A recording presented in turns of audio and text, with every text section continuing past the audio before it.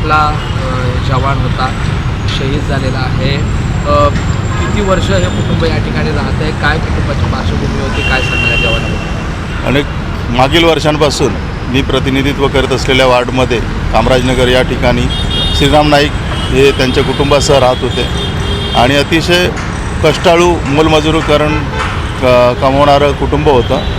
गरीब घरातील हा मुलगा होता. लहानपणापासून अतिशय चंचल होता, खूप मेहनती होता. आता 26 वर्षाचा आहे तो आणि कालच रात्री 9 तारखेला आजच्या पहाटे सकाळी 3 वाजता तो उरी या काश्मीरच्या आणि पाकिस्तानच्या सीमेवर लढताना शहीद झाल्याची माहिती मिळाली.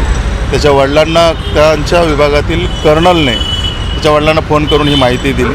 अतिशय दुःखद घटना घडली. आमच्या कामराजनगरचे सर्वच लोक अतिशय शोकाकुल आहे. हा एकटा मुलगा होता त्यांना आणि त्यांच्या आईवडिलांची अशी इच्छा होती की याने जाऊ नये, पण त्याचं स्वप्न होतं की आपल्या देशासाठी काहीतरी करावं. देशाचा अभिमान होता खूप.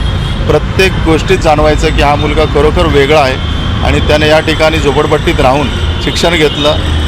मागच्या 2 वर्षापूर्वी तो मिलिटरीमध्ये भरती झाला आणि मागच्या एक 10-12 दिवसापूर्वी तो काश्मीरमध्ये रुजू झाला होता.